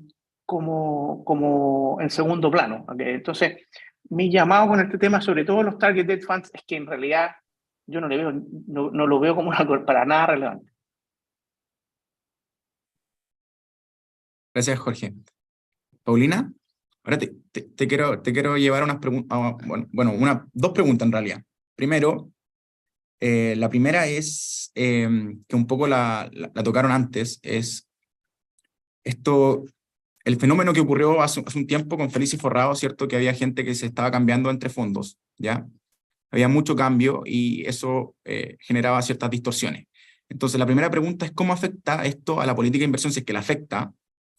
Y la segunda, que ha llegado como pregunta, que creo que tú la puedes responder mejor del público, es ¿cómo afecta a la política de inversión los requerimientos por liquidez, ¿cierto?, que han existido en el último tiempo?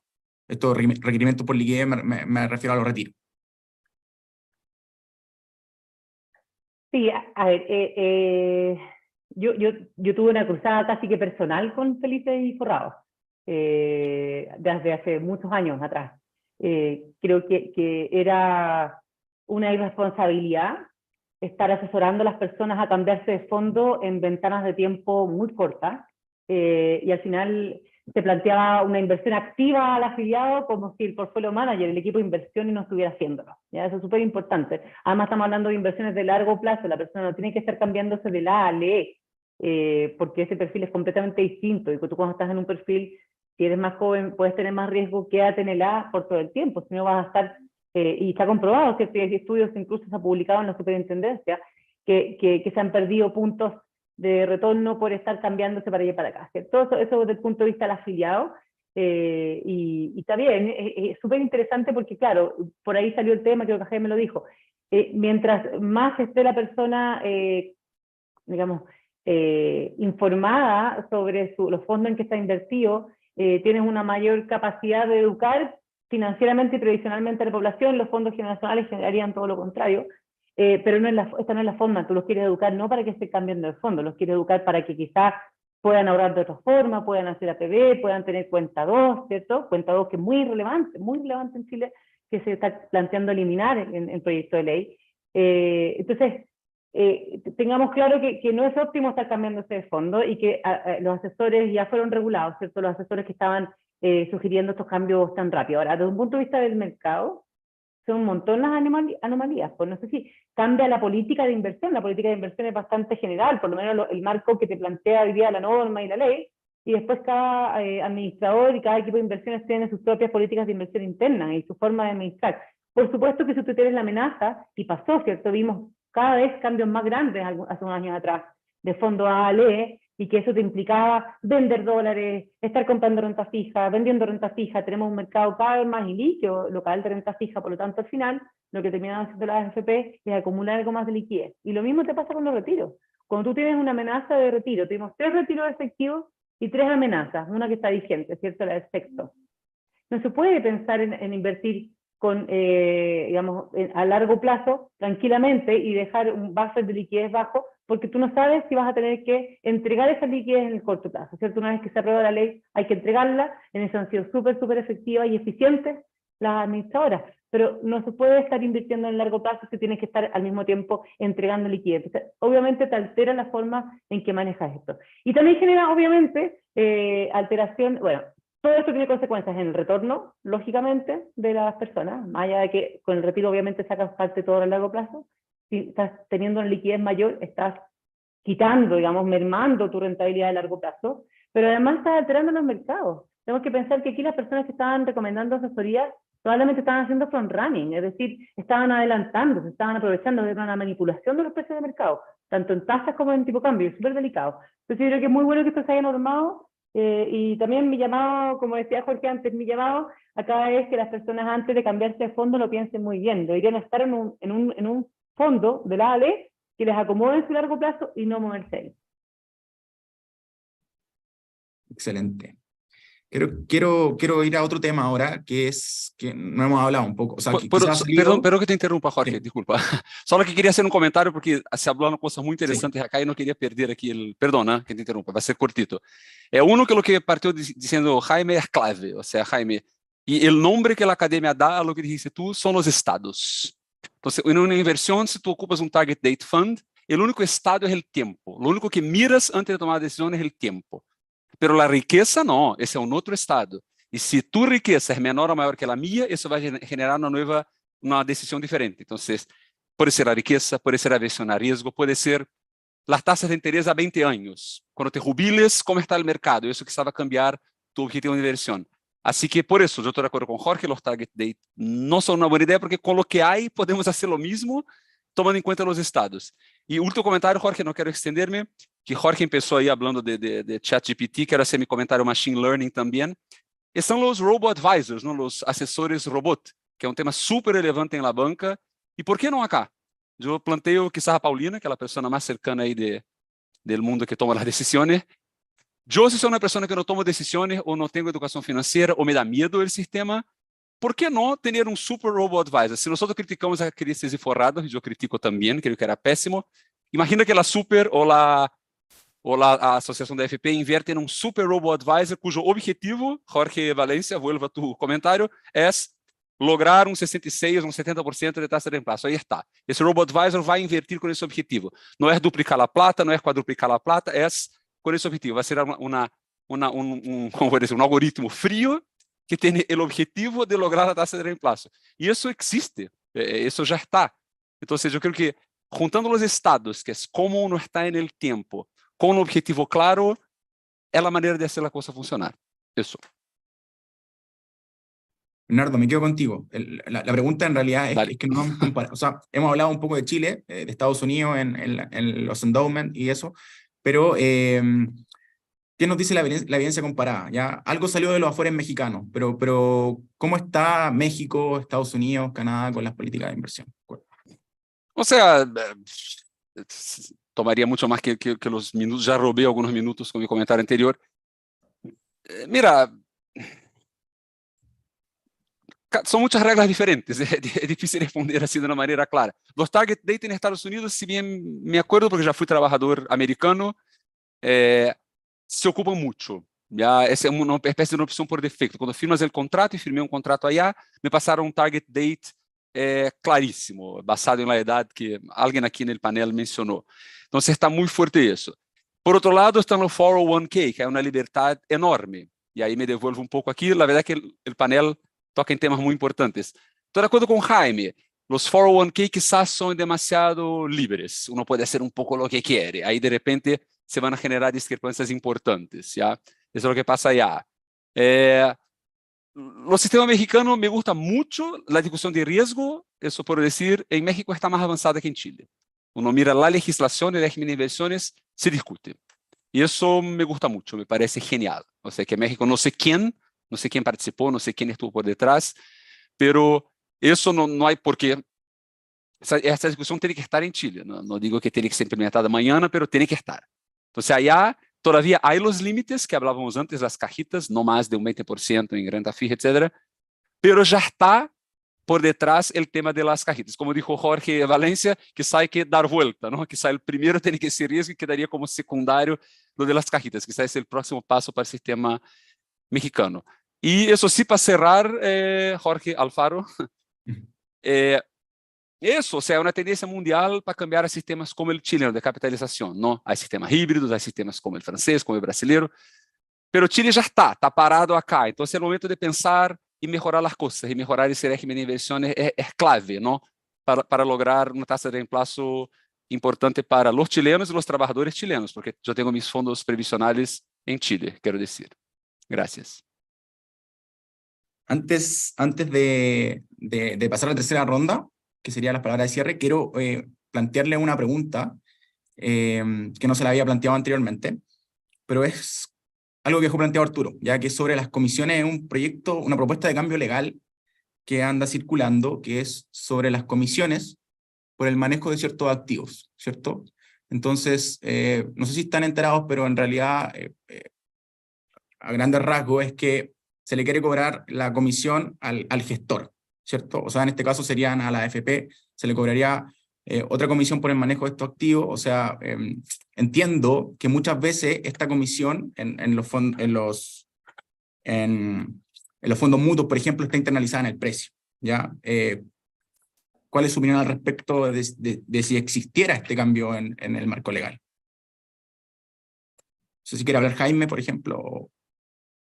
Mira, a mí me parece que la discusión, y acá de nuevo los académicos me pueden corregir, pero mi aproximación es que se genera un tremendo asimetría entre la gente y el principal.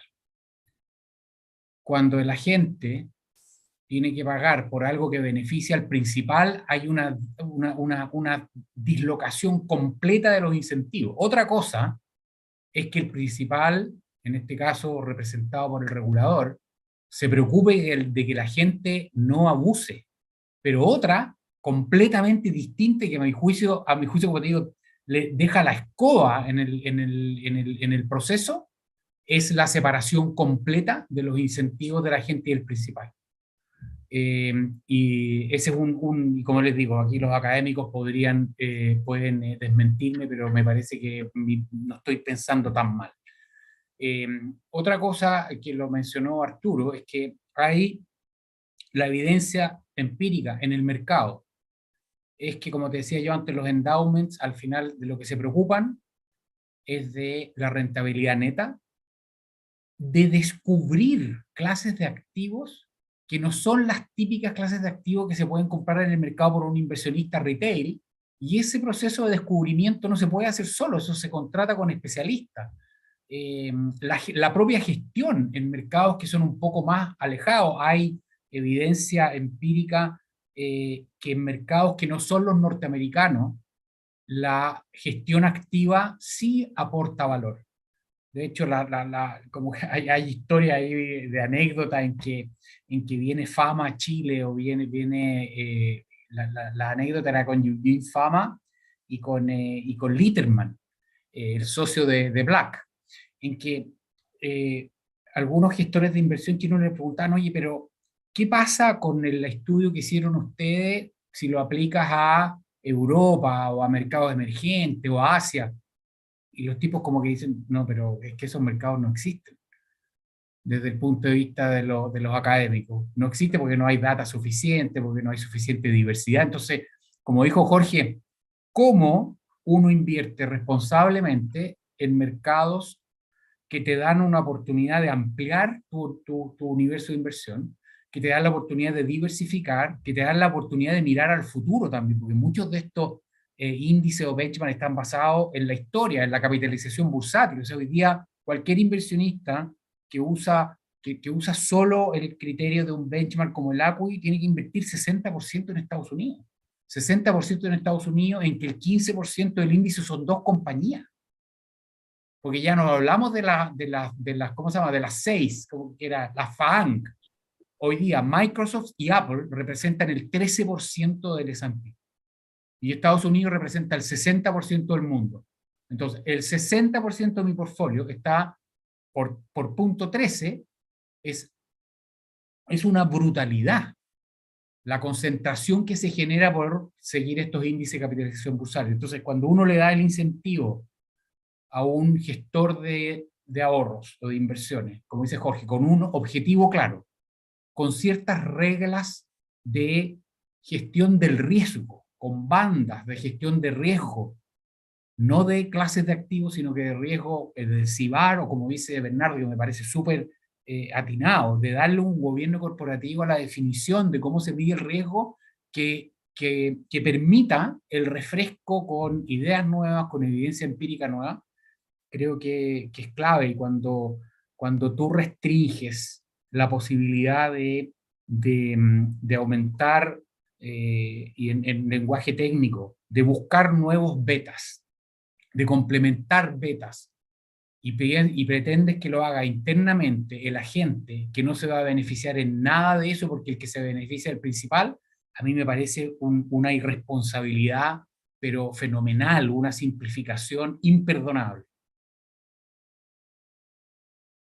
Pero como digo, mis amigos académicos aquí me pueden tirar huevos, tomates y lo que sea. No sé si Jorge o Paulina quieren dar su Oye, opinión. Arturo que me tira un huevo podrido. Déjame hacer... sobre el tema de las comisiones. Después van a tener palabras para el cierre. Sí.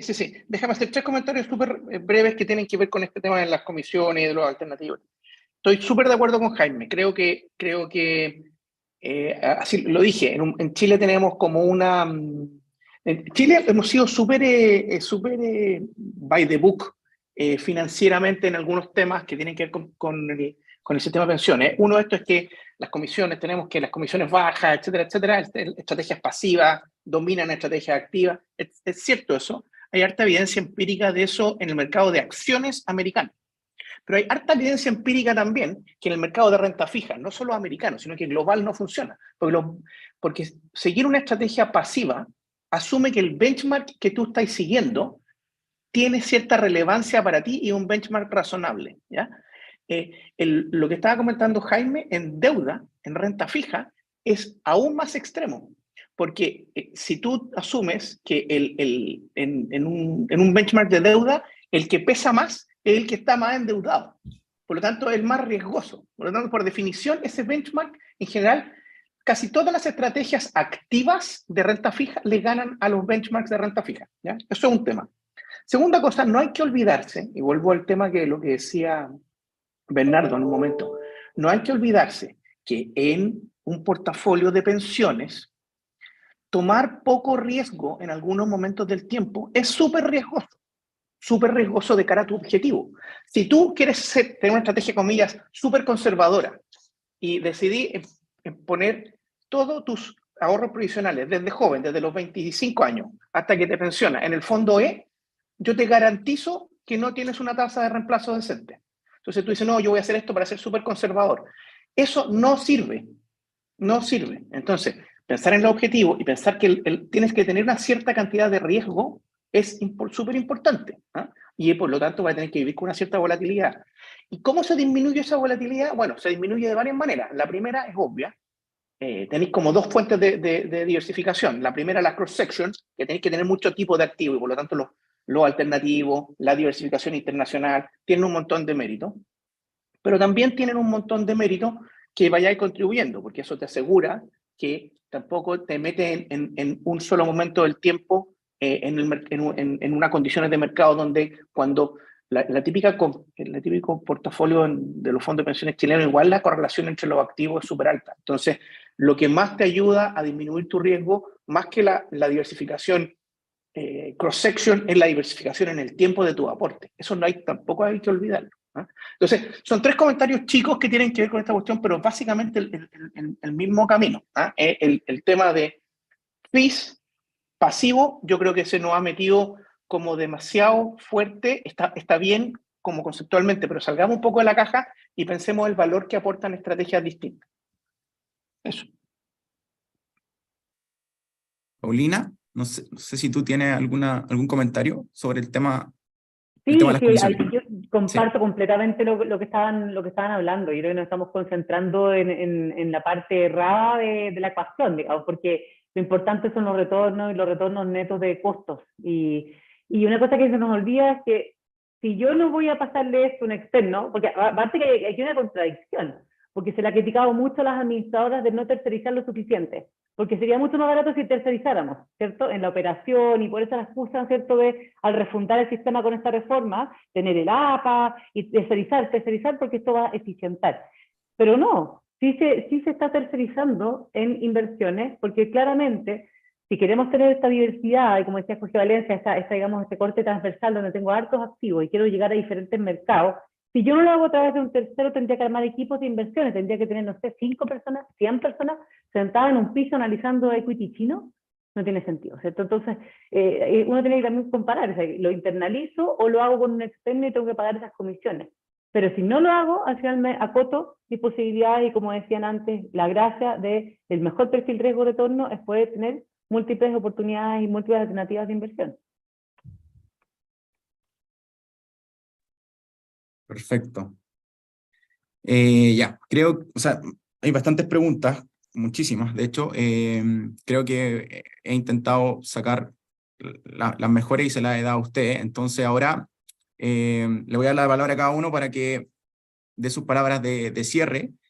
Y la idea de estas palabras de cierre es que en realidad planteen si es que tienen alguna discrepancia con algo que ha dicho alguien, si es que quieren plantear algún tema que no se planteó también.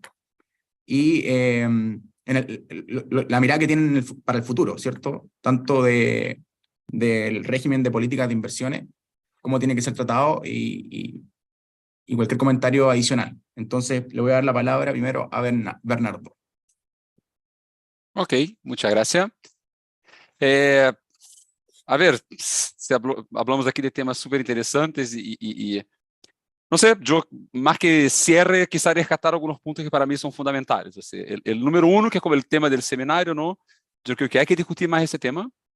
Yo sé que es un tema muy político, yo sé que se politiza mucho, sé que la gente va a la calle y está bien, eso siempre va a ser así y es así en todos los países, pero que exista un espacio para la discusión técnica, porque las inversiones son una discusión más técnica, ¿no? Esa es una cosa. Y no sé, cuando tú hablas de mirada hacia el futuro, Jorge, eso yo veo que, no me acuerdo bien los números, pero en algún momento 65% de los chilenos no se cambiaban de AFP ni de fondos, algo así. 65, wow, esse é um número enorme, não sei que número está agora, isso quizá cambiou, ou não sei, pero seguro que é um número importante, que seja 30, 40, quizá a Paulina tenha o número na cabeça e me vai contar depois. Não sei, modernizar el sistema, ¿no? Vuelve al tema de los objetivos con las máquinas, ¿no? Sería un sueño, imagino, que un trabajador empiece a trabajar en Chile y tenga un objetivo claro, tasa de reemplazo, una jubilación que sea un 70% de mi último sueldo, por ejemplo. Y de repente está un robot más moderno del mundo, Chile hace una tremenda inversión y ese robot va a hacer esa inversión bien y va a tratar de llegar. Entonces, cuando los mercados bajan, uno tiene miedo, se aprieta la guata, el robot va al fondo A y uno va a decir, oh, ese robot está loco. Pero bueno, si faltan 20 años para jubilarse, qué bueno que el robot está haciendo eso, ¿no? El robot está jugando por mi mejor interés. Mientras que la política por omisión ahora, me explico, política por omisión es la política que automáticamente hacen las AFPs si uno no cambia de fondo, ¿no? A veces no, te va a tirar a un fondo menos riesgoso porque a través del tiempo, ¿no?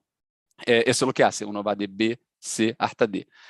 Así que eso, mi mirada hacia el futuro es que eliminemos esos límites de carteira, como mencionaba Artur, que vayamos a medidas de riesgo, ¿no? Y que ojalá uno meta esas herramientas de mercado, ¿no? De la banca. Se habla mucho de eso en la banca y me parece natural, dado que es un sistema de capitalización, cuya única diferencia sería que el objetivo es muy particular, pero al final son aportes, son inversiones para llegar a un objetivo final. Así que eso es lo que espero que pase y yo feliz de participar de discusiones y interactuar con gente del mundo práctico en eso. Muchas gracias. Gracias, Bernardo. Para que vayamos como concretando algunas ideas generales de lo que hemos sacado de la, antes de darte el pase, Paulina, de este panel, en realidad son ideas que quizás creo que ustedes, los que quedan ahora, me reafirmen. Primero, fijar un objetivo, es clave, ¿cierto? Y hoy día no está, al parecer. Segundo, eliminación de los límites por activo, ¿cierto? Y cambiarse a métricas de riesgo por portafolio, quizás. Estas son 3 cosas que quizás he tomado, que quizás ustedes pueden reafirmarme y complementar con alguna otra. Entonces, Paulina, ahora te dejo a ti Sí. tu Gracias, mirada Jorge. de las políticas de inversión y el futuro de esto. Yo creo que tu resumen está muy bien. Yo creo que este resumen es lo que hemos hablado hasta ahora, entre otras cosas. Antes de pasar a lo que tenía pensado usar para el cierre, quería comentarle a Bernardo que me encanta la idea que habla de RoboAdvisor y de digitalizar. Por alguna razón en Chile, las startups de RoboAdvisor no han emprendido tanto como han emprendido en otras partes. Eso es un tremendo desafío. Nosotros tenemos un desafío, y tú lo dijiste antes, de educación previsional y educación financiera muy importante. Eso es la base de muchos temas que tenemos acá en Chile. Nos hemos puesto como una de las metas para este periodo, digamos, 1 o 2 años, ojalá más en el largo plazo, ¿cierto? Digitalizar. Justamente porque nosotros necesitamos que las personas que estén afiliadas se informen más. Nosotros tenemos un montón de herramientas digitales y, digamos, en las redes sociales y vías digitales con las cuales podemos llegar a las personas, pero también el desafío es llegar a la tercera edad, ¿cierto? Pues, y que la tercera edad logre digitalizarse, logre hacer trámites online, reducir los tiempos de espera en ciertos trámites. Hoy día somos muy eficientes en la atención a sucursales, pero a la gente le gusta ir a la sucursal. Entonces tenemos que trabajar en la digitalización de la tercera edad y eso es un desafío que nos hemos puesto y ya les contaremos más noticias con respecto a ese tema. Pero lo más importante que yo quería destacar para cerrar en este mensaje es que hemos hablado de la política de inversión y de los desafíos. Y ahora tu pregunta, Jorge, por el futuro, ¿ya? Para mí el futuro, obviamente, cuando estoy representando a las AFP, es muy relevante por todo lo que ha pasado, ¿cierto? Y porque esta reforma que ha planteado el gobierno más bien no es una reforma, es una refundación, es partir de cero. Acá no hemos hablado mucho del DL 3500, pero el decreto de ley 3500, que es el que norma hoy día todos los ahorros previsionales, se elimina en este proyecto de ley. Y cuando se elimina, estamos arriesgando nuestro mercado de capitales, y eso creo que lo hemos levantado muy poco acá en Chile. Ya tenemos un mercado de capitales que ha estado muy amenazado por diferentes factores, entre ellos los retiros, y es muy relevante tener esto claro. La reforma de pensiones a la larga va a generar la reducción muy importante del mercado de capitales, de la liquidez, de la profundidad, y además arriesgamos de que el Estado tenga un rol preponderante, porque en el fondo aquí lo que hemos hablado de una mayor competencia, pero esa mayor competencia muy difícil que se dé. Tenemos un APA administrador y un plan de IPPs que compitan con un IPP autónomo, pero un servicio público administrado por el Estado y que puede quedar también supeditado al gobierno de turno. Hoy día lo que está planteando la reforma en las políticas de inversión es que el CTI, que es este Consejo Técnico de Inversiones, incluso elimina al representante del sector privado y queda solamente el representante de la CMF junto con lo que ya están. Todas estas cosas atentan contra a la larga los retornos que vamos a tener en los ahorros y por lo tanto en las pensiones que tengamos a la larga. Y todo lo hemos hablado y se ha dicho, la reforma en sus distintos componentes, el de cuentas nacionales, el de la separación de la industria, en la sustentabilidad del FIP, que es este fondo que manejaría el Estado, no es sostenible. Entonces la reforma en sí es mala, por lo tanto, más allá de pensar, oye, nos oponemos a una reforma, no, creemos que es muy necesario que haya cambios, necesitamos mejores pensiones, hemos gritado por estos cambios, no se nos ha escuchado, se nos ha dicho que no hemos levantado la mano lo suficiente, sí lo hemos hecho, lo haremos con más ímpetu de aquí en adelante, pero sí necesitamos una reforma, lo que pasa es que esta es muy mala, ¿ya? Y eso es muy importante porque hemos hablado todo el rato de cómo mejoramos los retornos con mejores políticas de inversión, pero esto queda todo supeditado a que no aprobemos cualquier cosa, digamos, cualquier reforma porque esto no va a mejorar las pensiones. Gracias, Sofía. Muchas gracias, Paulina. Jaime, ¿cuál es tu mirada a futuro de las políticas de inversión? Yo te diría que es clave, tú lo mencionaste, el qué, el objetivo, y el cómo. Y el cómo es cómo logramos que un ecosistema sea un ecosistema que gestione estos ahorros. Primero, el tema de tener clarísimo que este es un sistema que lo que hace es privilegiar el ahorro para generar las pensiones. Entonces, y para tener un buen sistema de ahorro hay que saber qué es lo que uno quiere lograr con ese ahorro, el tema de los objetivos. Segundo, el cómo lograr de que la rentabilidad y otras características importantes, como decía Jorge, la rentabilidad hermana del riesgo, cómo lo hacemos para hacer combinaciones de rentabilidad y riesgo que sean lo mejores posible. Pero también el tema del mercado de capitales, creo que Paulina lo mencionó, creo que no podemos olvidar que lo que se ha logrado en Chile en las últimas décadas es un mercado de capitales que tiene una forma de ahorrar, el cómo, el qué es que tiene mucho ahorro y el cómo es que tiene uno de los sistemas que obviamente que se puede perfeccionar, pero que tiene uno de los sistemas más sofisticados de ahorro del mundo, en el cual se ahorra de forma semi-institucionalizada entre los fondos de pensiones, las compañías de seguro, los famosos family offices, los fondos mutuos, los fondos de inversión, más del 100% del PIB. Eso lo tienen muy pocas economías y mercados de capitales del mundo, y creo que hay que ser muy cuidadoso y preservarlo, y lo que nos mostraron los retiros es que hay que ser extremadamente cuidadoso. Y por otro lado, Vittorio Corvo y Klaus Schmidt-Hebel, que no sé si alguien ha actualizado ese estudio o no, pero dice que ese ecosistema, que de hecho cuando lo hicieron Vittorio y Klaus todavía no existían estas otras partes del ecosistema, los family offices y el ahorro privado por fuera del sistema de pensiones, logró aumentar la tasa de crecimiento de Chile en un porcentaje no despreciable. Y cuando estamos preocupados de cómo vuelve a crecer Chile, creo que la discusión de cómo esos ahorros y cómo ese ecosistema aportan al crecimiento de Chile es un elemento que no puede estar fuera de la ecuación. Y pensar en que el Estado se transforma en un jugador relevante en la asignación de esos recursos y en la gestión de ese ahorro, me parece que amerita una discusión muy profunda. Muchas gracias, Jaime. Jorge. Oye, palabra. sí, mira, yo creo que, como decíamos al principio, efectivamente, yo creo que los puntos que tú tocaste como resumen son efectivamente los puntos clave. Yo creo que nosotros históricamente hemos tenido el tema de las políticas de inversiones como da vuelta, digamos, hemos tenido como las cosas menos importantes como las restricciones activas, y las menos importantes o las tocamos muy poco o derechamente son restricciones muy menores. Yo creo que este es un tema extraordinariamente importante, porque buenas políticas de inversión pueden generar pensiones buenas en el largo plazo, y malas políticas es difícil que lo logren. Ahora, habiendo dicho todo eso, creo que esta es una discusión bien de élite, y creo que está bien que sea así, porque tiene un carácter técnico bien relevante. Creo que es importante enmarcarlo en lo que decía la Paulina. Yo creo que tenemos un tema previsional mucho más grande. La reforma previsional tiene cosas, discusiones mucho más importantes que esta.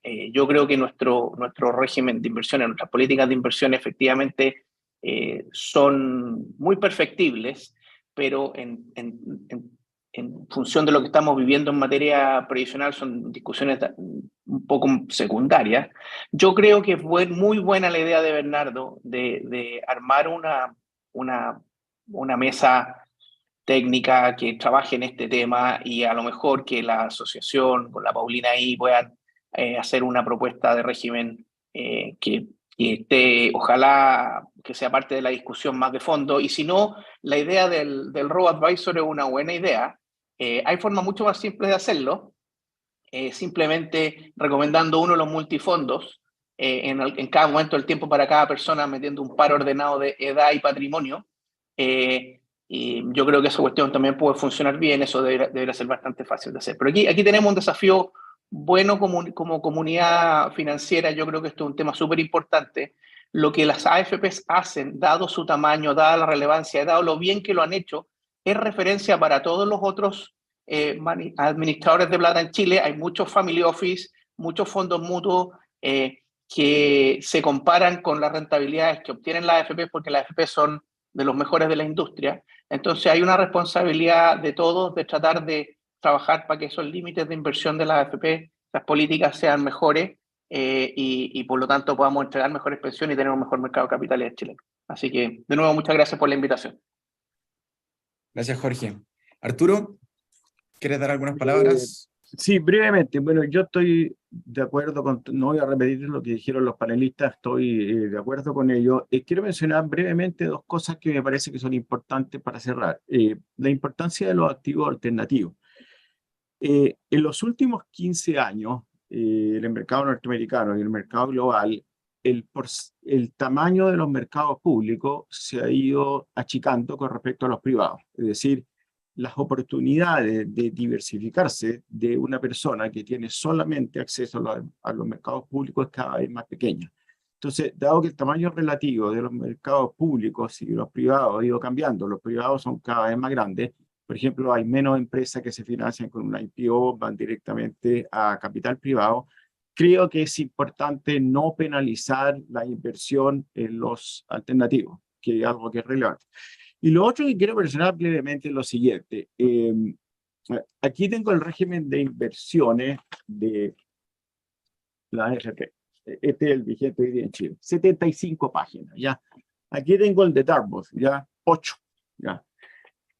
Esto está escrito en un lenguaje que a mí, desde el punto de vista financiero, me parece casi, no diré repulsivo, pero no es el lenguaje de las inversiones. Por ejemplo, Ministerio de Hacienda fija el texto refundido, sistematizado, concordado, ¿ya?